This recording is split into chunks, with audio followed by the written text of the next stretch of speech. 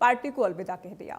हरियाणा कांग्रेस के नवनियुक्त अध्यक्ष राव नरेंद्र सिंह के करीब 1.25 महीने के कार्यकाल में प्रोफेसर संपत सिंह पहले नेता बन गए कि जिन्होंने कांग्रेस को अलविदा कहा, पार्टी छोड़ दी। संपत सिंह ने पार्टी छोड़ने पर कांग्रेस के राष्ट्रीय अध्यक्ष मल्लिकार्जुन खड़गे को पत्र लिख दिया है। पार्टी के ही वरिष्ठ नेता को पार्टी के दूसरे बड़े नेताओं के जाने की, पार्टी छोड़ने की वजह बताया गया है। भूपेंद्र हुड्डा पर बगैर नाम लिए निशाना साधा गया है। कांग्रेस की हार को लेकर, कांग्रेस की स्थिति को लेकर कई बड़ी बातें उनकी ओर से कही गई हैं। तो कुल मिलाकर सियासत शिखर पर है। संपत सिंह के इस्तीफे में पिछले कुछ राजनीतिक घटनाक्रम का जिक्र किया गया है। कैसे कांग्रेस चुनाव हारी, तमाम अनुमान, आकलन, सर्वे में जीतती नजर आ रही कांग्रेस को क्यों तीसरी बार हार का सामना करना पड़ा, इन तमाम बातों का जिक्र उनकी ओर से अपने त्याग पत्र में किया गया है।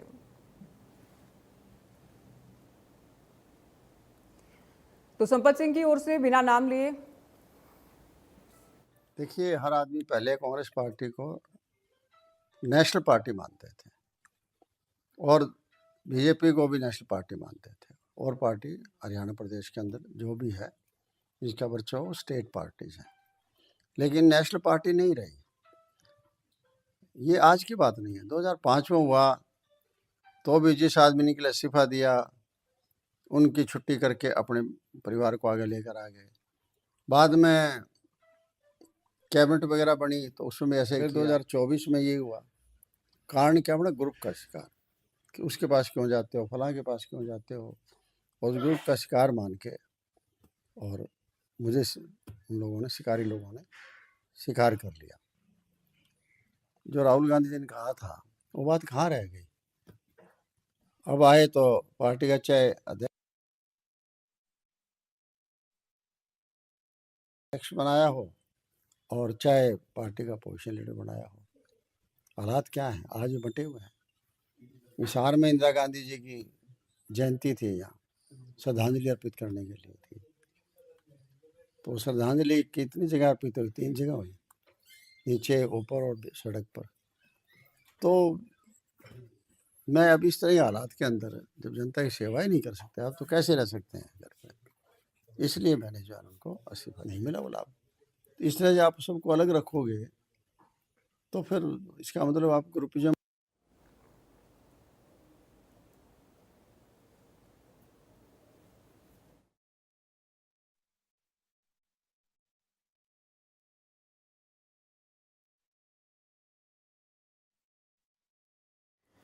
तो संपत सिंह की ओर से गंभीर आरोप लगाए गए हैं। मजबूर होकर कांग्रेस छोड़ी गई है, ये इनकी ओर से कहा गया।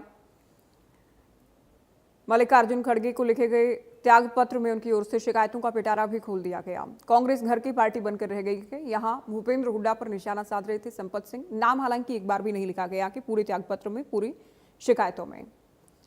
दूसरी पार्टियों से उम्मीदवार लाए गए, ये भी उनकी ओर से कहा गया।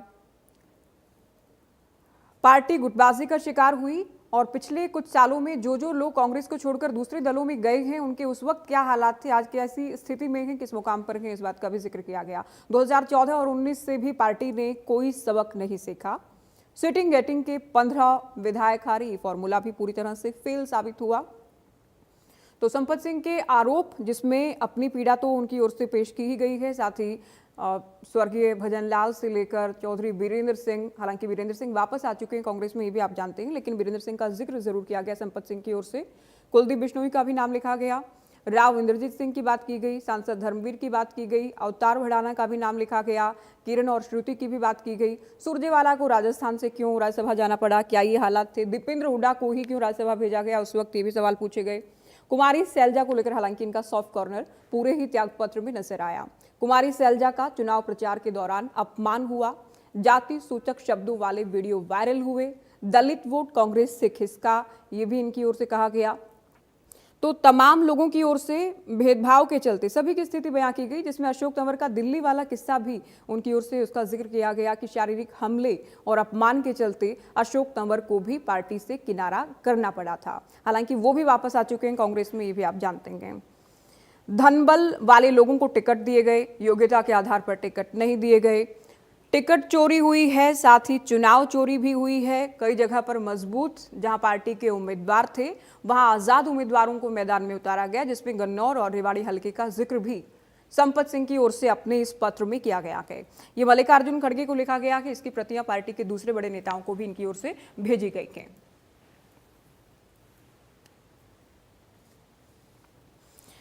तो संपत सिंह की हालांकि पिछले कुछ दिनों से ये बागी जरूर नजर आ रहे थे। इनके बयान इस बात की ओर इशारा कर रहे थे। इनेलो की रैली में भी अभी हाल ही में ये शामिल हुए थे और इस बात की हलचल थी कहीं ना कहीं अंदर खाते कि ये पार्टी से किनारा कर सकती हैं, लेकिन इस तरह से इस्तीफा दिया जाएगा। पुराने घटनाक्रम जिसमें 2016 की किंग कंट्रोवर्सी का जिक्र भी किया गया, कांग्रेस कैसे कैसे राज्यसभा चुनाव हारी, इन तमाम बातों का जिक्र भी अपनी शिकायतों के जरिए त्यागपत्र में किया गया। कुछ खास मेहमान हमारे साथ जुड़ गए हैं। हरियाणा बीजेपी से प्रवक्ता राकेश शर्मा, कांग्रेस प्रवक्ता सुखबीर तंवर हमारे साथ डिबेट में जुड़ेंगे, इनेलो प्रवक्ता रजवंत दहिनवाल, साथ ही अमित नेहरा राजनीतिक विश्लेषक भी हमारे साथ इस चर्चा में जुड़ गए हैं। आप चारों का बहुत स्वागत है। शुरुआत आपसे ही करेंगे तंवर जी। 1 से 2 दिन पहले भी हमने कांग्रेस को लेकर बात की थी कि कांग्रेस अनुशासन मेंटेन करने के लिए प्रयास कर रही है, अनुशासन का पाठ पढ़ाने की कोशिश है। आप जानते हैं अभी बैठक हुई अनुशासनात्मक कमेटी की, आप लोग तैयारी में भी थे कि अनुशासन पार्टी के भीतर इसे पूरी तरह से मेंटेन किया जाए, लेकिन संपत सिंह का इस्तीफा दिया जाना और इस तरह से इस्तीफा दिया जाना, बहुत गंभीर आरोप बिना नाम लिए भूपेंद्र हुड्डा पर लगाया जाना, कैसे देख रहे हैं आप और कैसे देख रही है हरियाणा कांग्रेस? ज्योति जी, जिस प्रकार का विषय माननीय संपत सिंह जी का है, देखिए संपत सिंह जी का व्यक्तिगत विषय है, इसमें कोई वैचारिक असहमति नहीं है। निश्चित तौर पे भारतीय राष्ट्रीय कांग्रेस एक लोकतांत्रिक राजनीतिक दल है और जिस प्रकार से अगर आज की गणना करें तो माननीय संपत सिंह जी का जो उम्र है वो 76 वर्ष के आसपास है और 2009 और 2014 में संपत सिंह जी को भारतीय राष्ट्रीय कांग्रेस ने अवसर दिया और 19 में जब अवसर नहीं मिला तो माननीय संपत सिंह जी भारतीय जनता पार्टी में चले गए थे। उसके बाद जब 2024 से पहले कांग्रेस की लोकप्रियता बढ़ी 2022 में 22 में तो गए थे। उसके बाद 2024 के चुनाव से पहले इन्होंने पुनः भारतीय राष्ट्रीय कांग्रेस में आए तो 2009 के बाद ही इनका आना जाना लगातार चलता रहता है। कोई भी व्यक्ति, कोई भी राजनीतिक व्यक्ति जिनका इतना व्यापक अनुभव हो, जिस प्रकार की बातें उन्होंने कही है, और मैं समझता हूं कि इन विषयों का कोई महत्व नहीं है। उनको अगर कोई विषय था तो जो आज ये बात कर रहे हैं वो राष्ट्रीय नेतृत्व से पहले भी कह सकते थे, लेकिन इस तरह का कोई विषय नहीं आया। निश्चित तौर पे मुझे लगता है कि जिस प्रकार से 2024 में उनको अवसर नहीं मिला और जो भी निर्णय जिसकी वो बता रहे हैं, और हमें ये नहीं भूलना चाहिए कि माननीय संपत सिंह जी को हुड्डा साहब ही थे लाने वाले भी। वो बाद में कालांतर में फिर जब वो छोड़ के गए थे, किस वजह से गए थे, पहले उनका भी ब्यौरा देते ज्यादा अच्छा लगता है। और उनका जाना तो विधानसभा चुनाव के बाद ही जिस प्रकार के उनके बयान चल रहे थे और उसके बाद विगत सितंबर में 25 सितंबर को जननायक चौधरी देवीलाल के सम्मान की जो रैली थी रोहतक में, उस प्रकार से जिस तरह से एक राजनीतिक मंच था उस पे वो गए, तो उनका जाना तो ऑलमोस्ट पहले ही तय था। खैर आज वो नहीं, अगर तय था तो क्या कांग्रेस ने कोई संपर्क करने का प्रयास किया उनसे? नहीं, देखिए ऐसा है, कांग्रेस के संपर्क का उसका विषय नहीं है। जब आदमी को ये सोच ले कि मैंने इस संगठन में नहीं रहना, आप करते रहो संपर्क, कौन पूछेगा उस बात को। इन्होंने अपना मन बना लिया था 1 साल से जिस प्रकार की बयानबाजी इनकी चल रही थी, और मुझे लगता है चलो ठीक है, हम तो उनको आगामी राजनीतिक भविष्य के लिए, हालांकि अगर 29वें चुनाव होते हैं तो 80+ हो जाएंगे, फिर भी हम तो उनके सुखद और स्वर्णिम राजनीतिक भविष्य की कामना करते हैं। और जिस पर आज मैं जो विषय बताना चाहूँ ज्योति जी आपको, देखिए राष्ट्रव्यापी संगठन सृजन अभियान जो भारतीय राष्ट्रीय कांग्रेस का चल रहा है, उसमें निरंतर संगठन ना कि सिर्फ हरियाणा में अपितु पूरे राष्ट्र में मजबूती की तरफ बहुत तेजी से अग्रसर हो रहा है। और हरियाणा में जिस प्रकार का चलाया गया विधानसभा चुनाव के बाद के पता नहीं क्या क्या आरोप लगाए गए, लेकिन वो सारी चीजें व्यवस्थित हो चुकी हैं और निश्चित तौर पे भारतीय राष्ट्रीय कांग्रेस मजबूती के साथ एक जो प्रमुख विपक्षी दल तो है ही है, और जो आज भारतीय जनता पार्टी के 11 वर्ष के शासन के दौरान जो बेकायदगी हैं उनको हर अंतिम व्यक्ति तक हम ले जाने का प्रयास करेंगे। और देखो जिस प्रकार से अपने अगर हम अध्यक्षों की बात करें जिला के स्तर पे, जिस तरह से 55 साल की उम्र का क्राइटेरिया रखा गया है, इसका मतलब ये भी है कि हम कहीं ना कहीं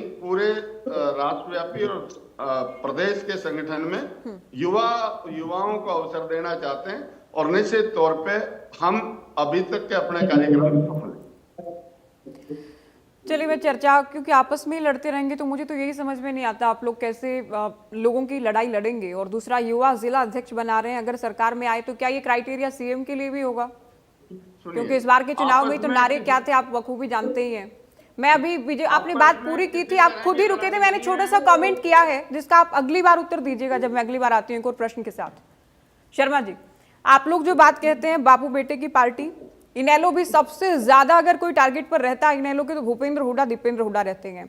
अब संपत सिंह की ओर से पार्टी छोड़ी गई है, केवल अपनी बातें उनकी ओर से नहीं लिखी गई है, कहाँ भजन लाल, वीरेंद्र सिंह राव, इंद्रजीत सिंह, अशोक तंवर, सभी बहुत सारे ऐसे नेताओं के नाम लिए गए हैं जो किन किन हालात में कैसे कैसे पार्टी से गए, इन बातों को जिक्र किया गया है।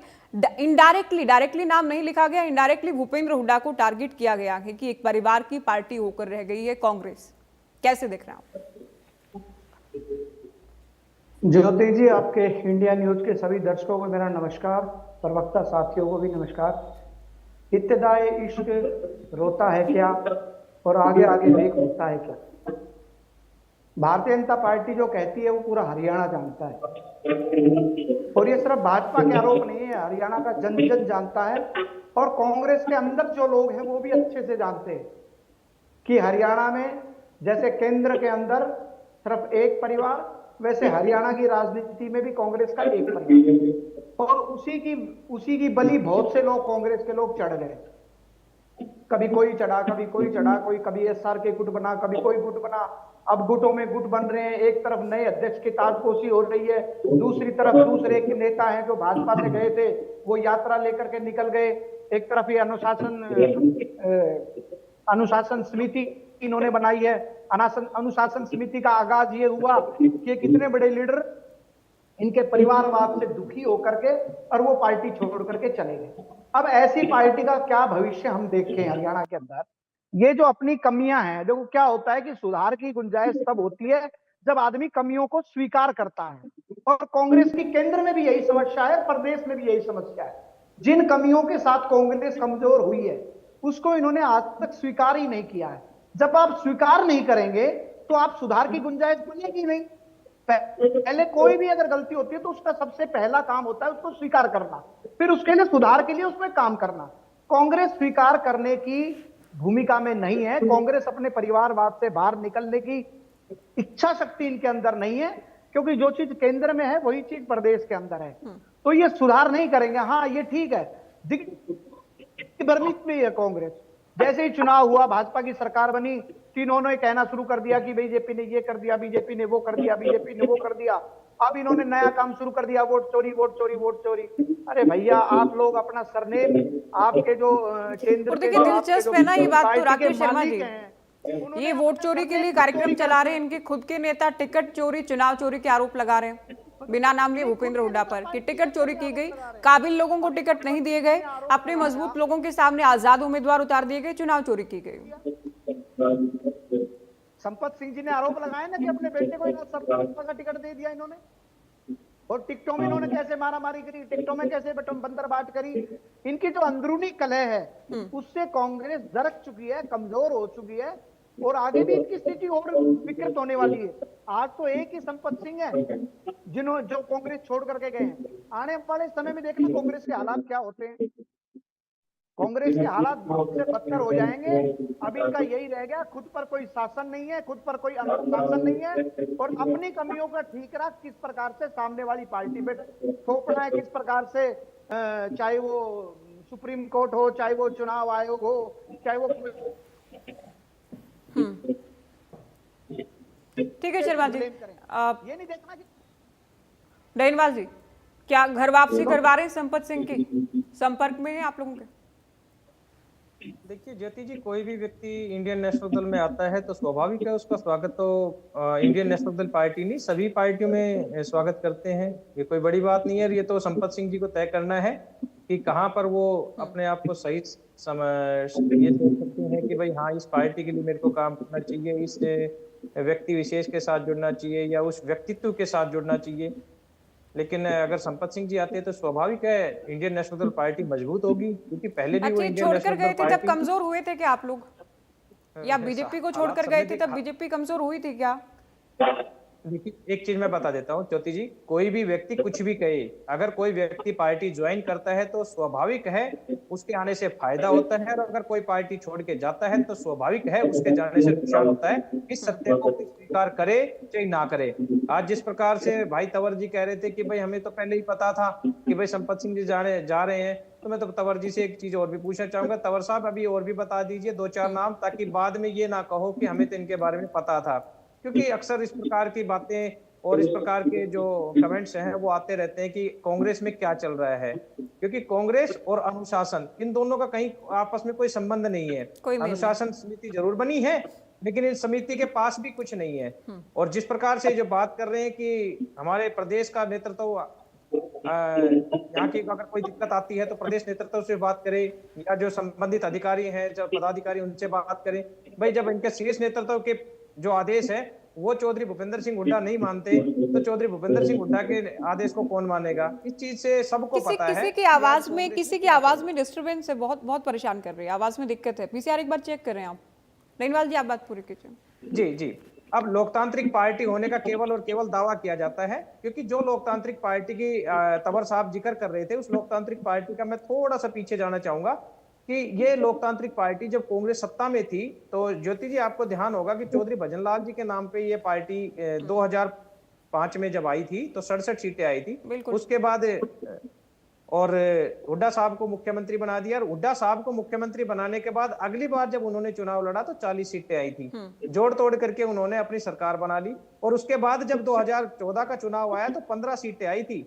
इसी कांग्रेस के हालात हैं ये। उसके बाद ये आप मान के चलिए जो बाद में 15+2 हो गए थे 2016 में, कुलदीप बिश्नोई और उनकी पत्नी भी आ गए थे कांग्रेस के साथ। जी जी, मैं वो चीज मैं बताना चाह रहा हूँ। अब तो अब ये 37 पे भी हैं, लेकिन ये मान के चलिए किसी व्यक्ति को इतना लंबा समय अगर मिल जाता है और उसके बाद भी अगर वो सत्ता में नहीं आ पाते तो वो सहज अंदाजा लगा लेना चाहिए कि उनकी जमीन खिसक चुकी है। और एक मैं आपको एक छोटी सी चीज बताना चाहूंगा, शायद नेहरा साहब उसको ज्यादा बेहतर तरीके से बता पाएंगे, कि एक समय होता था कि कांग्रेस में जो हरियाणा के जो बड़े परिवार बोलते थे, चौधरी देवीलाल, भजनलाल, बंसीलाल या राव वीरेंद्र सिंह परिवार, इन सभी परिवारों के जो नेता थे वो कांग्रेस में होते थे। और उस समय जब सरकार नहीं बन पाई तो आज सरकार कैसे बन पाएगी? क्यों? क्योंकि चौधरी देवीलाल से रणजीत सिंह जी आते थे, वो भी कांग्रेस को छोड़ गए। भजनलाल जी के परिवार से कुलदीप सिंह जी आते थे, वो भी पार्टी छोड़ गए। या किरण चौधरी जी जो बंसीलाल जी के परिवार से आते हैं, वो भी परिवारों का देखिए, राव वीरेंद्र सिंह परिवार से तो उनके भाई तो हैं कांग्रेस में। अगर श्रुति गई है तो उनके भी भाई हैं, चचेरे भाई ही सही। तो ये रणजीत सिंह ठीक है, हालांकि आपका तो परिवार खुद आप लोगों के साथ ही नहीं रहा, वो तो बट गया राजनीति में, ये भी स्पष्ट है। लेकिन कुछ लोगों को तो रखा है कांग्रेस ने बचाकर इन परिवारों से। एक चीज है, क्या आपको लगता है कि दोनों परिवारों से आज जो कुलदीप बिश्नोई हैं और जो उनके भाई हैं, उनका सबका अलग अलग, चंद्रमोहन का उनका एक अलग अलग वजूद होता है। चंद्रमोहन केवल एक हल्के स्तर तक सीमित है, और कुलदीप बिश्नोई का स्वाभाविक उनका नाम था, लेकिन उसके बावजूद भी अगर वो छोड़ के गए तो नुकसान तो कांग्रेस को हुआ है ना। अब वही चीज हम बताना चाह रहे हैं कि ये किस प्रकार से कह रहे हैं। आज एक चीज मैं ज्योति जी बताना चाहूंगा, आज हरियाणा की जनता को जरूरत थी मजबूत विपक्ष की। आज जरूरत है किसानों को, जो किसान समस्याओं से जूझ रहे, आज उन किसानों को जरूरत थी मजबूत विपक्ष की। लेकिन आज ये उलझे किस चीज में है? ये उलझे हुए अपनी ही कहानी में, कि अपने एक दूसरे के वर्चस्व की लड़ाई में, किसको अंदर लेना है, किसको बाहर करना है, किसको किनारे लगाना है। क्योंकि एक समय में गुट बनते थे, एसआर के गुट होता था, सुरजेवाला, शैलजा, रणदीप सुरजेवाला और किरण चौधरी का। आज वो गुट टूट के दूसरा बन गया, अब एसआर भी बन गया, चौधरी वीरेंद्र सिंह उसमें ऐड हो गए। अब ये अपनी लड़ाई में लड़ने में मस्त है, जबकि असल में इनको चाहिए था कि हरियाणा की जनता की लड़ाई लड़े, क्योंकि जनता जिताती है, जनता ही हराती है। अब ये आपस में नेता आपस में लड़ रहे हैं तो स्वाभाविक है जनता से इनको कोई सरोकार नहीं है। ये सत्ता की प्राप्ति करने वाले लोग हैं, किसी तरह सत्ता मिल जाए, उसके अलावा इनको कुछ नहीं चाहिए। अभी राकेश शर्मा जी ने एक बात कही थी, मैं उस पर और जवाब दे देना चाहता हूँ। राकेश शर्मा जी ने परिवारवाद की बात कही थी, तो शर्मा जी मैं आपको बताना चाहूंगा कि भारतीय जनता पार्टी फिलहाल तो बात ना करे परिवारवाद की, तो ज्यादा बेहतर रहेगा। क्योंकि राव इंद्रजीत सिंह और आरती राव किसी से छुपे हुए नहीं है, श्रुति चौधरी, किरण चौधरी किसी से छुपे हुए नहीं है। वो बापू बेटा की बात भी हम इसलिए बताना चाह रहे हैं कि बापू नहीं, देखिए, बेटा की जो बार-बार बात बीजेपी अभी वाले आपने बहुत कही। बार, क्योंकि ये चर्चा होती है, बीजेपी वाले कहते हैं हम किसी परिवार से पार्टी नहीं है, लेकिन पार्टी में परिवार जरूर है। ऐसा नहीं कि एक परिवार से ही हमारी पार्टी है। एक चीज ज्योति जी, मैं एक चीज और बता देना चाहता हूँ कि अभी आपने एक सवाल भी किया था कि बापू बेटा सबके निशाने पे होते हैं। तो हाँ। बापू बेटा निशाने पे इसलिए कि मुखिया वही है पार्टी के, तो स्वाभाविक उन्हीं को रखेंगे। अब भारतीय जनता पार्टी में कभी आपने देखा है कि हम बार बार यही कहते हैं कि सीएम के बाद सिर्फ और सिर्फ खट्टर साहब का ज्यादा नाम इसीलिए लेते हैं क्योंकि हमें पता है कि सरकार कहां से चल रही है। अब कभी आपने देखा है कि इंडियन नेशनल दल पार्टी राव इंद्रजीत सिंह का नाम लेके कहेगी, बोला राव इंद्रजीत सिंह ने यह काम अच्छा नहीं किया, क्यों? क्योंकि वो बेचारे खुड्डे लाइन लगाए, उनको कहे क्या? ऐसे ही कहानी ये चल रही है कि बापू बेटे की चल रही है तो हम शैलजा के ऊपर या कप्तान अजय सिंह के ऊपर आरोप लगा के क्या कर लेंगे। इसीलिए ये है कि जिस व्यक्ति के चल रही है, जो अपने आप में ये कहता है कि मैं ही सब कुछ हूं, उसी से ही तो सवाल जवाब जनता ठीक है, करता धरता हुड्डा साहब है तो उनको ही निशाने पर लोगे, ये कहना है आपका। अमित मेहरा तौर पर यही है। ये जो त्याग पत्र आपने, मुझे यकीन है आपने पढ़ा ही होगा पूरा त्याग पत्र, शुरुआत से लेकर अंत तक जिन जिन बातों का जिक्र है, जितने नेताओं का नाम गए, क्या लग रहा है संपत सिंह ने अकेले ही इस पत्र को लिखा है या फिर हुड्डा विरोधी कुछ लोग और भी शामिल हो सकते हैं कि अगर आप जा रहे हैं तो इस तरह की स्क्रिप्ट तो लिखी जानी चाहिए? तो ये तो नहीं पता, अंदर की खबरें तो नहीं आई ज्योति मेरे पास कि किसने लिखवाया है, खुद लिखा है, क्या है। लेकिन ये जरूर है कि पत्र में महत्वाकांक्षा जरूर झलकती है संपत सिंह की, ठीक है ना। वो अभी तक 4 पार्टियां बदल चुकी हैं। मुहावरेदार भाषा में कहे तो उन्हें घाट काटा पानी तो पी लिया। 7 पार्टी में लगभग जाके देख चुके हैं वो, तो उनको पता है किस पार्टी में क्या है। उनका जो अभी तक का स्वर्ण काल रहा है, आगे का तो हम नहीं बता सकते, लेकिन अभी तक का जो स्वर्ण काल रहा है वो चौधरी देवीलाल और उनकी जो पार्टी, तो देवीलाल जी की तो अपनी कोई पार्टी थी नहीं ना, तो उसको हम देवीलाल के साथ कह सकते हैं। उनके परिवार के साथ जो समय गुजरा है वो उनका गोल्डन पीरियड रहा है, उसमें वो 6 बार विधायक उसी में रहे। और ये भी सच है कि संपत सिंह 6 बार तो जीते हैं लेकिन 7 बार हारे भी हैं। ये नहीं कि उनका सिर्फ जीतने का कांग्रेस में आए, कांग्रेस ने हल्का बदला लेकिन जीत कर आए, ये भी उनकी ओर से इस बात को भी मेंशन किया गया। जी, तो उसमें क्या है कि एक महत्वाकांक्षा जो होती है, जब तक ये इनेलो में रहे, चौधरी देवीलाल जी की पार्टी में रहे या ओम प्रकाश चौटाला जी के साथ रहे, तो पार्टी में उनका कद उस परिवार के बाद सेकंड था। यानी परिवार अगर पहले पद पे है तो ये दूसरे पद पे काबिज रखा उन्होंने, यानी इनके पास पूरी पावर थी। जनता को लगता भी था कि नंबर 2 पे अगर इनेलो में कोई है तो संपत सिंह है, तो उन्होंने भरी पावर में पार्टी छोड़ी थी। तो देखो कहीं ना कहीं बहुत ज्यादा महत्वाकांक्षी रहे होंगे ये। उसके बाद ये 2009 से 19 तक ये कांग्रेस में रहे, लेकिन वहां भी दाल नहीं गली। फिर 19 में ये बीजेपी में चले गए और 2022 तक रहे, तो उन्होंने बीजेपी का भी लोकतंत्र देखा है, ठीक है ना। और मुझे ये आश्चर्य होता है कि इन्होंने कुछ नाम लिखे हैं कि वो तंग थे, वो जैसे इंद्रजीत जी का नाम लिखा है इन्होंने, अपना धर्मवीर जी का नाम लिखा है, किरण चौधरी का नाम लिखा है। लेकिन अगर उन्होंने नाम लिखा है कि कांग्रेस में ये तंग थे, ये नेता लोग, कुलदीप बिश्नोई तंग थे, जैसे इन्होंने कहा है कांग्रेस में बहुत तंग थी, तो ये जब बीजेपी में आए तो ये सभी नेता बीजेपी में थे और वो बीजेपी में तो आज तक बने हुए हैं। जो कांग्रेस में तंग थे तो बीजेपी में खुश थे, तो संपत सिंह खुश क्यों नहीं रहे बीजेपी? आप इस बात पर भी गौर कीजिए ना भाई। वो लोग अभी तक उनकी कोई शिकायत नहीं है बीजेपी से, लेकिन इन्होंने 2022 में बीजेपी बिल्कुल मेहरा साहब, लेकिन 2 नाम ऐसे हैं, चौधरी वीरेंद्र सिंह उनका परिवार और साथ ही अशोक तंवर जो कि वापस भी आ चुके हैं। कुलदीप बिश्नोई भी बीच में 2016 में वापस भी आए थे, उसके बाद हालांकि पहले तो विलय कर गए थे 2016 में, फिर उसके बाद बीजेपी में चले गए। तो इसका एक ही उत्तर है कि अति महत्वाकांक्षा होना। मैं ये नहीं कहता कि अकेले संपत सिंह महत्वाकांक्षी है, चौधरी वीरेंद्र सिंह भी अति महत्वाकांक्षी है, क्योंकि एक समय ऐसा था बीजेपी जो अपने आप को कहती कि हम परिवारवाद के खिलाफ है, लेकिन परिवार के हम साथ हैं अगर कोई आए, तो बीजेपी ने वीरेंद्र सिंह को क्या नहीं दिया। एक समय ऐसा था जब वीरेंद्र सिंह खुद तो केंद्रीय मंत्री थे सेंटर में, इनकी पत्नी जो थी वो एमएलए थी और बेटा भी एमपी बन चुका था। एक ही समय में, एक ही समय में पूरा परिवार, जब आप एमपी हो, एमएलए हो, मंत्री हो, तो इससे ज्यादा पार्टी क्या दे सकती है? तो बाद पूरे परिवार ने अलविदा कह दिया, तो महत्वाकांक्षा कहीं ना कहीं रही होगी इनकी भी। तो मैं ये नहीं कहता कि सिर्फ संपत सिंह महत्वाकांक्षी है। रही बात फिर कांग्रेस की, लौट के आते हैं, फिर ये दोबारा कांग्रेस में आ गए, तो इनको ये था कि कहीं ना कहीं कांग्रेस में लोकतंत्र है तो इनको वापस कुछ ना कुछ दे सकता है फिर। लेकिन उसके बाद भी वहां पे बात नहीं बनी। अब बात आ जाती है कांग्रेस की लड़ाई की, तो एक मुहावरा ये है कि समर्थ को दोष नहीं पुसाई।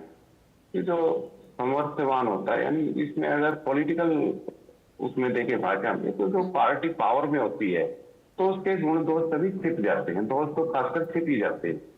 क्योंकि सभी चीजों, सभी पार्टियों में क्या है कि आपस में पर्दे के पीछे मारकाट चलती रहती है। कौन आगे जाएगा, किसका टिकट कटेगा। तो इसमें मैं ये नहीं कहता कि कांग्रेस दोषी है या बीजेपी दोषी है। तो हर पार्टी में महत्वाकांक्षी व्यक्ति रहते हैं, नेता रहते हैं। वो अपने आप को कोई मुख्यमंत्री की दौड़ में पाता है, कोई प्रधानमंत्री की दौड़ में पाता है, छोटा है तो वो अपने आप को एमएलए की दौड़ में पाता है। तो वो चीजें क्या है कि उससे क्या है कि अनुशासनहीनता होती है।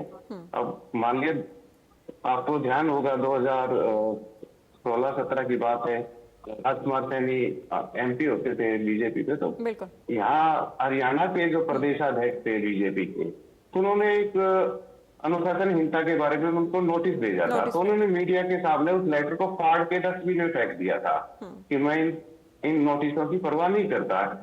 लेकिन क्या है कि उस समय बीजेपी सरकार हरियाणा में भी सरकार में थी और केंद्र में भी सरकार में थी, तो उस पर कोई हल्ला नहीं मचा। अगर यही काम विपक्षी पार्टी में हो जाता तो बहुत हल्ला मचता।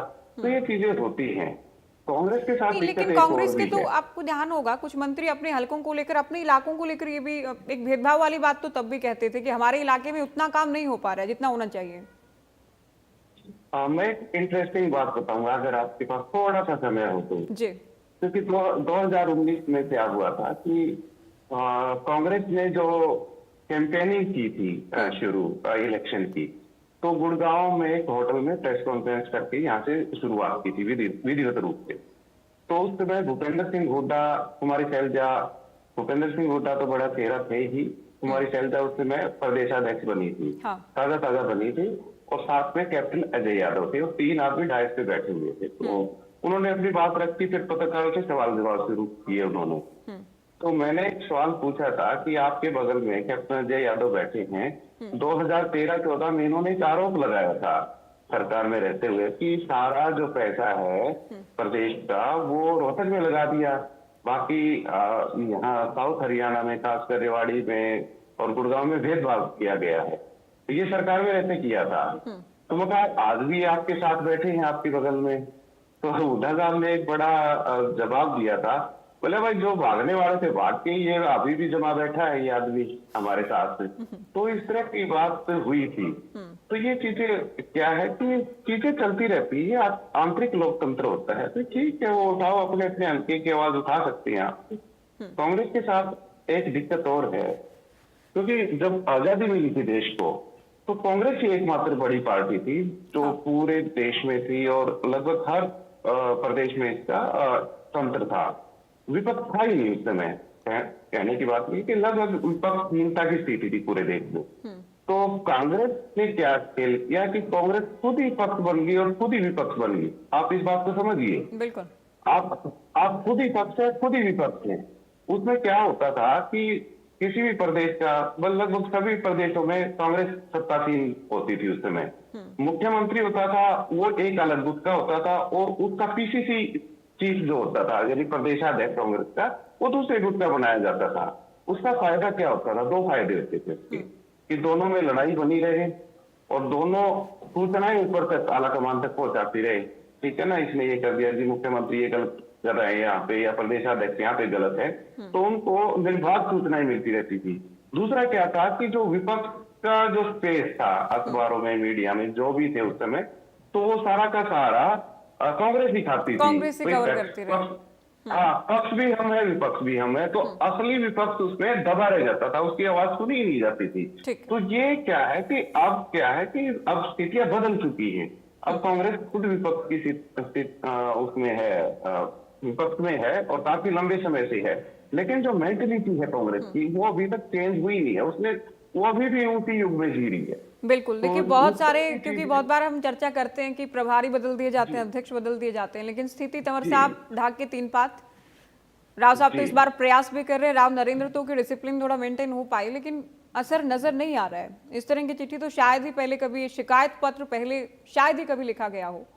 और हाल ही में जो चुनाव हुए, विधानसभा चुनाव, उसमें टिकट आवंटन को लेकर भी सवाल उठा दिए गए हैं, चुनाव चोरी के आरोप भी लगाए गए हैं। निशाना आप जानते हैं हुड्डा साहब ही हैं कि अपने ही उम्मीदवारों के खिलाफ आजाद उम्मीदवार उतारे गए, और ये कुछ कारण रहे जिसके चलते जीता जिताया चुनाव कांग्रेस हारी। तमाम सर्वे में कांग्रेस जीत रही थी संपत सिंह के मुताबिक, और भूपेंद्र हुड्डा की वजह से हारी, बिना नाम लिए लिखा गया।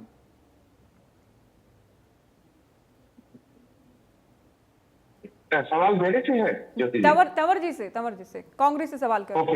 देखिए ज्योति जी, मैं पुनः कहूंगा, संपत सिंह जी ने कांग्रेस जब ज्वाइन करी थी तो हुड्डा साहब के नेतृत्व में करी थी, और जब उसके बाद जब भारतीय जनता पार्टी में चले गए थे 19 में, उसके बाद भी जब पुनः आए तब भी हुड्डा साहब के नेतृत्व में करी थी। अगर इतनी ही नाराजगियां थी, इतनी ही दुश्वारियां थी, तो दोनों बारी उनके नेतृत्व का सवाल नहीं उठता। इसके अलावा मैं अभी जो भारतीय जनता पार्टी के प्रवक्ता बात कर रहे थे परिवारवाद की, तो मैं कहना चाहूं 2013-14 में कहीं की ईंट कहीं का रोड़ा, भानुमति ने कुंडा जोड़ा, इनकी विचारधारा के आज भी कितने लोग हैं। और आज मैं राष्ट्र के परिवारवाद की बात ना भी करूं, मात्र हरियाणा की बात करूं, जो आज प्रत्यक्ष प्रमाण है, कुलदीप बिश्नोई, भव्य बिश्नोई, राव इंद्रजीत सिंह, आरती राव, किरण चौधरी, श्रुति चौधरी और रतनलाल कटारिया, चलो आज दुनिया में नहीं है, उनके बाद बंधु कटारिया, ये इतने बड़े बड़े उनके नाम चले हैं। जाने, उनके इसलिए स्वर्गवास के बाद ही भारतीय टिकट जनता दिया गया था पार्टी बंधु को कटारिया को, आप जानते हैं। बोलने का कोई नैतिक आधार नहीं है। पहले अपने आप को देखें कि आप क्या कर रहे हैं, उसके बाद दूसरे दल पे कोई आरोप की बात करें। इसके अलावा कोई बात नहीं, आप में से कोई बात कर रहे हैं, आप म्यूट कर लीजिए। अगर आप में से किसी को बात करनी है, किसी भी पैनलिस्ट को, तंवर जी एक बार रोक रही हूँ मैं आपको, आप म्यूट कर लीजिए अगर कोई किसी और से बात कर रहा है तो। तंवर जी आप बात करिए अपने। अमित जी की बात पे मैं बात कहूं, जो इन्होंने जो सवाल पूछा 2013 के विषय को लेके, तो मैं इस बात को मजबूती के साथ कहना चाहता हूं आपके चैनल के माध्यम से, अगर गुड़गांव का विकास उस 10 साल के समय में किसी ने किया, हम कैसे भूल सकते हैं? गुड़गांव और फरीदाबाद को मेट्रो से किसने जोड़ा? और उसके बाद जब 11 साल हो गए, 1 इंच एक पिलर मेट्रो का बना हो तो बना, बताइए। इधर की उधर की डीपीआर तोड़ के मरोड़ के फिर कहीं कोई दूसरे विषय आ जाते हैं, काम कुछ नहीं करना। और गुड़गांव में जिस प्रकार का माइग्रेशन है, अस्पताल गुड़गांव का तोड़ के पार्किंग बना दिया, बस अड्डा गुड़गांव में है नहीं, अंतरराष्ट्रीय ख्याति है। क्या ये गुड़गांव के साथ भेदभाव नहीं चल रहा है? क्या जिम्मेदारी बनती है? जो जिला 70% से ज्यादा राजस्व देता है, आज क्या हाल भारतीय जनता पार्टी के शासन ने कर दिया है। तो मैं तो इतना ही कहूंगा कि जो आपका, लेकिन आप वही तो बात है ना कि इन मुद्दों पर बात तो हम करते हैं, लेकिन आप लोग तो खुद ही आपस में लड़ाई इतनी लड़ते हैं। जिस गुड़गांव की आप बात करते हैं लोकसभा में, यहाँ भी खूब खुलकर देखे गई बयानबाजी, और कैप्टन अजय यादव के नाम का तो इस पत्र में भी जिक्र किया गया कि त्याग पत्र में। बढ़ते हुए औद्योगिक प्लान को बंद करो और अपनी जिम्मेदारी आप लोग मजबूती से सारे मुद्दे उठाया कीजिए ना, फिर सारे एक साथ मिलकर उठाया कीजिए। अब देखिए कितनी इंटरेस्टिंग बात है कि कुमारी शैलजा का नाम लिखा गया है, रणदीप सुरजेवाला का नाम है, वो कोई खंडन नहीं कर रहे किसी भी बात का, उनकी भी मौन सहमति है। मौन सहमति क्या, खुलकर बात भी कह दें तो कोई बड़ी बात नहीं, क्योंकि किरण गई तब भी उनकी ओर से कहा गया था कि माँ बेटी के साथ गलत हुआ। तो आप लोगों की आपसी लड़ाइयां तो खत्म नहीं होती तंवर जी। देखिए, मैं पुनः कहूंगा, व्यक्तिगत विषय कोई नहीं है। जिस प्रकार नहीं, से व्यक्तिगत आज कतई नहीं है। जनता पार्टी का कुशासन है जो अनदेखी लोगों की हो रही है, उसके विरोध में हम निरंतर पहले भी कार्यरत थे और आज भी कार्यरत हैं। किस प्रकार का भ्रष्टाचार है, पुलिस जिस तरह से यहाँ लूट मचा रखी है, आज भी गुड़गांव में ज्ञापन दिया है भ्रष्ट अधिकारियों के खिलाफ। ये कोई भी ऐसा विषय नहीं है, लेकिन जिस प्रकार से आज गोदी मीडिया तथ्यों को दबाने में जुटा हुआ है, वो भी किसी छिपा हुआ नहीं है। नहीं, मीडिया को क्यों कोस रहे हैं? सबसे आसान नहीं लगता है क्या आपको? मीडिया दिखाता ही नहीं है। सबसे आसान नहीं लगता है कि आपको? विषय चल रहे हैं, मीडिया खबरों को पी जाता है। मीडिया सभी चलिए, मैं अपने चैनल की बता सकती हूँ, हम सभी खबरों को दिखा रहे हैं। आप लोग, मैं किसी एक चैनल की बात नहीं कर रहा हूं, लेकिन आप चैनल पर ही बात कर रहे हैं। आप लोग अनुशासनात्मक मीटिंग कर रहे हैं, वो भी दिखा रहे हैं। सुनिए, विधायक दल की मीटिंग कर रहे हैं, वो भी बता रहे हैं। का विषय नहीं है। हुडा साहब कोई प्रेस वार्ता कर रहे हैं, किसी मुद्दे को उठा रहे हैं, वो भी हम दिखा रहे हैं। टीवी चैनल सभी की बात हम सुना रहे हैं। खबर आप लोग खुद दे रहे हैं बैठे बिठाए, आपस में लड़ाई लड़के। उनको भी हम इग्नोर नहीं करने वाले और नहीं कर सकते और नहीं किया जाना चाहिए। राकेश शर्मा जी, राकेश शर्मा जी, आप लोगों को तो बहुत खुशी होती होगी कि कांग्रेस वाले आपसी लड़ाई में ही उलझे हैं। एक तरफ तो आप लोगों को वोट चोरी को लेकर घेरने का प्रयास इन लोगों की ओर से हो रहा है, लेकिन जैसे जैसे सड़क पर उतरने की बारी आती है, आपसी बयानबाजी नहीं थमती है। कभी सद्भावना यात्रा को लेकर एक दूसरे के खिलाफ बयानबाजी, अब संपत सिंह की ओर से तो पूरा कच्चा चिट्ठा ही लिख दिया गया है।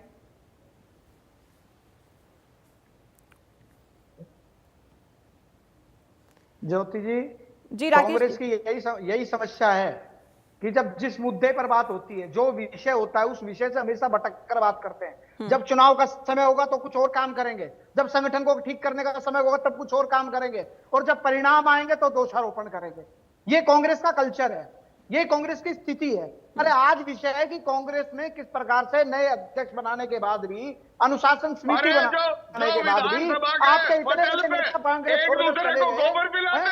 वो सुखबीर जी, सिखाएंगे। सुखबीर जी, आप नहीं, अरे राकेश भाई सुनो, आप विधानसभा के पवित्र स्थल पे एक दूसरे को गोबर पिलाएंगे और यहाँ अनुशासन की बात करेंगे।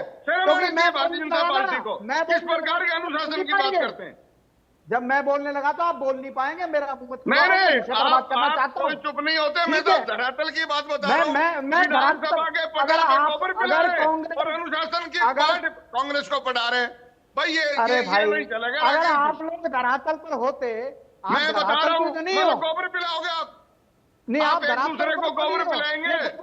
जब पिलाओ, अब ये हरियाणा प्रदेश की जनता देख रही है, खूब गोबर पिलाओ आप। जनता ने तीसरी बार भाजपा को मैंडेट दिया है। अरे वो जैसे मैंडेट आया है, जिस प्रकार की चोरी हुई है, वो सबको पता है। होगा जनता की सेवा, जिस प्रकार से संवैधानिक संस्थाओं की गरिमा में पूर्ण क्षति हुई है, वो इस देश से छिपी हुई नहीं है। किस प्रकार की चोरी आप कर रहे हैं निरंतर, आप लोगों ने की, सबको पता है। तंवर जी साथ मत बोलिए आप। चुनावी चंदे के रूप में 8,552 करोड़ की चोरी और उसको रोकने के लिए जो प्रयास आपने किया, सब पता है। बार 400 वाले 240 में सिमट गए थे। तंवर जी साथ क्यों बोल रहे हैं? आप लोग रुकिए, आप रुकिए, अपनी बात कह चुके हैं आप। 400 पार की बात करने वाले 240 पे सिमटेगा नहीं सिमटे? हरियाणा में बताइए, आपने 10 साल तक जो आतंक मचाया, इस बात का कोई जवाब है? आपके 400 पार की बात करने वाले 240 पे तंवर जी क्या हल्ला कर रहे हैं आप? क्या कर रहे हैं आप? ये क्या तरीका है आपका? सुखबीर तंवर जी, क्या तरीका, क्यों साथ बोल रहे हैं?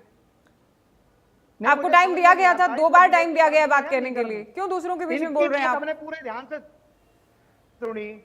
इनको क्या तकलीफ है भाई?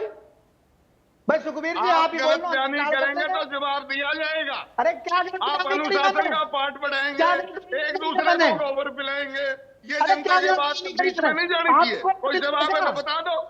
आपको गोबर पिलाया गया किसी ने? अरे आप पिला रहे हो, अरे आप पिला रहे हो भाई, अरे आप पिला रहे हो, आपके मंत्री पिला रहे हैं। तंवर जी, म्यूट करने पर मजबूर मत कीजिए। म्यूट करो इनको जरा। आगे लास्ट कमेंट के लिए भी टाइम नहीं मिलेगा अगर टाइम बर्बाद करेंगे तो। जनता ने इनको म्यूट कर दिया, तो एक बार आप भी म्यूट करो। कोई म्यूट नहीं है, आज भी आप म्यूट ही कर रखा है जनता ने आपको। ये जनता ने आपको म्यूट कर रखा है, जनता ने आपको म्यूट कर दिया। और भूपेंद्र हुड्डा जी ने सुखबीर तंवर जी को म्यूट कर दीजिए पीछे। वो सारी बदमाशी है। बदमाशी तो आपके यहाँ चल रही है। मैंने बता दिया आपको। गन की नोक ये क्या तरीका है तंवर जी? आप रुकिए एक बार, शर्मा जी आप रुकिए। आप वरिष्ठ प्रवक्ता हैं कांग्रेस पार्टी के, आपको क्या परेशानी है? आप क्यों इतना हल्ला कर रहे हैं? ये तरीका है डिबेट करने का? मैं सिर्फ आप आपसे निवेदन करते रहे कि आप शांत हो जाइए। क्या सिर्फ आपने क्या इन्होंने गलत बयान दिया है? क्या बयान दिया? ये कह रहे हैं मुद्दे से आप लोग भटकाते हैं, गलत कह रहे हैं। मुद्दे से तो भटका रहे हैं आप, समय भी बर्बाद कर रहे हैं डिबेट का साथ में। विधानसभा के आपसे कितनी बार निवेदन किया जाए कि आप शांत होकर दूसरों की बात सुन लीजिए? नहीं, आप बता दो फिर। आपसे कितनी बार कहा जाए? आपको डिबेट का तरीका नहीं पता है तंवर जी? आपको तरीका नहीं पता? आपको कुछ भी बोलना, राइट डाउन कर लीजिए ना, आप लिख कर रख लीजिए, लिख कर रख लीजिए। कोई सब्र होगा आप में, कुछ तो पेशेंस होगा आप में कि किसी की सुननी नहीं है। ये गलत तरीका है तंवर जी। अनुशासन का पाठ मत पढ़ाओ। इनकी ऑडियो डाउन कीजिए, तुरंत ऑडियो डाउन कीजिए। हम ये कह रहे हैं सिर्फ। आप बोलिए शर्मा जी। ये कहाँ बोलने बताओ? आप ये इतनी देर से बोलने लग रहे हैं, बदतमीजी से बात करने लग रहे हैं लोग, विषय पर बोलते नहीं है। खिसियानी बिल्ली खंबा नोचे, फिर ये हालत हो जाती है। देखिए, अगर आप संसदीय बात प्रयोग करेंगे, क्या बदतमीजी कर मैंने कौन सी अरे गोबर क्या आप ऐसा पिलाओ, संसदीय? बदतमीजी हम कर रहे हैं, जवाब आपके पास नहीं। भाई तो भाई महोदय, ये बात नहीं चलेगी। मेरा क्या दिक्कत एक आती भी है? शब्द अगर पिलो, गलत हो तो आप बता दो। पसंद है तो। अगर मेरा आपको वो चीज एक भी पसंद शब्द नहीं है, अगर भाई, गलत हो तो बता दो। सुखबीर तंवर जी, आप इनके भाई, समय में नहीं बोलेंगे। अगर आपको डिबेट में रहना है तो आप नहीं, नहीं बोलेंगे। अगर मैं आपको डिबेट खराब करने की इजाजत नहीं दूंगी। आपको डिबेट में रहना है, अपने समय में आप बोलेंगे। अगर आपको डिबेट में रहना है तो अपने टाइम में बोलिएगा। डिबेट खराब नहीं करने दूंगी मैं आपको। नहीं, ये तो कर भी रहे हैं। आप कह रही है आप मुद्दे पर आइए ना शर्मा जी। आप भी इनको पर्सनल कमेंट मत कीजिए। अब खराब कर रहा हूँ। आप भी इनको पर्सनल कमेंट मत कीजिए। ये नहीं चलेगा, एक तरफा नहीं चलने दूंगा। क्या एक तरफा नहीं चलने देंगे? चले जाइए डिबेट से। आपको एक तरफा लग रहा है तो दर्शक सुन रहे हैं, कुछ भी एक तरफा नहीं है। तब से आप डिबेट का समय बर्बाद कर रहे हैं तंवर जी। क्या बदतमीजी करी भाई, आप बता दो। तब से आप डिबेट का समय बर्बाद कर रहे हैं, तब से बर्बाद कर रहे हैं। इनको मैंने बोला कि पर्सनल कमेंट मत कीजिए, मैं इनसे भी कह रही हूँ मुद्दे पर बात कीजिए, लेकिन आप किसी को बोलने देंगे? मैं वही कह रहा हूँ। आप बोलने देंगे किसी को? साथ साथ बोल रहे हैं। आपके समय में कोई भी बोला, मैंने इस बात को सुनिश्चित किया आपके टाइम में कोई ना बोले। पहली बार डिबेट में नहीं आए हैं, आपको डिबेट के तौर तरीके पता है। नए नए प्रवक्ता नहीं बने आप। शांति से सुना कीजिए दूसरों को। आप बोलिए शर्मा जी। पर्सनल कमेंट आप भी नहीं करेंगे? वॉल्यूम बंद करो इनका, इनको म्यूट करो पहले। आप पर्सनल कमेंट नहीं करेंगे, आप मुद्दे पर बात कहिए। नहीं ज्योति जी, मैंने कौन सा पर्सनल कमेंट किया बताओ जरा। आप ये बदतमीजी, कुछ भी आपको बोलने की क्या ही जरूरत है? कौन बदतमीजी कर रहा है, नहीं कर रहा है? नहीं, आप एक बात बताइए, ये आप डिबेट मुद्दे के पर बात अंदर कीजिए। मैं दूसरे आपसे को भी निवेदन कर रही हूँ, आप नहीं, मुद्दे पर बात ज्योति जी, कीजिए। डिबेट चलती डिबेट के अंदर दूसरे को इंटरवीन करना, उसको बोलने नहीं देना, ये भी अब बदतमीजी हो है। गया ना शर्मा जी? हाँ हो गया तो चुप कीजिए आप इनको। बहुत समय बर्बाद हो गया ना। क्यों ना हम मुद्दे पर आ जाएं? कांग्रेस को लेकर मैं बात कर रही हूँ, क्यों ना आप भी उत्तर पर आ जाएं? मुद्दे की बात यह है ज्योति जी, ये चाहे कितनी अनुशासन समिति बना ले, कितने अध्यक्ष बना ले, जब तक हरियाणा में कांग्रेस एक परिवार के जाल से नहीं निकलेगी, तब तक इनकी स्थिति यही रहने वाली। और आप देखना 2029 के चुनाव में क्या होगा। 2029 के चुनाव में जो कांग्रेस लगातार 3 बार कीर्तिमान इन्होंने स्थापित किया ना, बल्कि बीच में तो शायद इनेलो के पास था विपक्ष के नेता का पद। 2029 में जनता इनको विपक्ष के नेता का पद भी नहीं देगी, क्योंकि जिनकी करतूतें हैं, जो इनके काम है, जो इनकी कारगुजारियां हैं, जिस पार्टी के अंदर उनके एक परिवार की धींगा बस्ती के कारण से अनेकों नेता पार्टी छोड़ छोड़ के चले जाएं, उस पार्टी का हर्ष तो यही होना है। आप अपना आत्मचिंतन कीजिए, कांग्रेस को आत्मचिंतन करना चाहिए कि आप ये दुर्गति कांग्रेस की हुई क्यों है। अरे आपने किस प्रकार से पूरी पार्टी पर एकाधिकार किया। अब ये कह रहे थे कि 2024 में सरकार बन रही थी कांग्रेस की, कहीं नहीं बन रही थी। आपने एक गुब्बारे में हवा भरने की कोशिश की, परंतु उस हवा को जनता ने निकाल दिया। जनता जानती है कि 39% वोट आए और 39% से कुछ ज्यादा आप गए हैं। वो गुब्बारा कहां से आ गया? ज्योति जी, फिर मुझे बोलना पड़ेगा। नहीं, अभी देखिए वोट परसेंट से क्या सरकार थोड़ी ना बन गई। सुरजेवाला की ओर से भी थोड़े दिन पहले नसीहत दी गई थी, केवल शाबाशी ना दें कि वोट फीसद बढ़ा है हमारा। सरकार में तो नहीं आए, लगातार 3 बार से हार रहे हैं। शुक्रिया आप सभी का।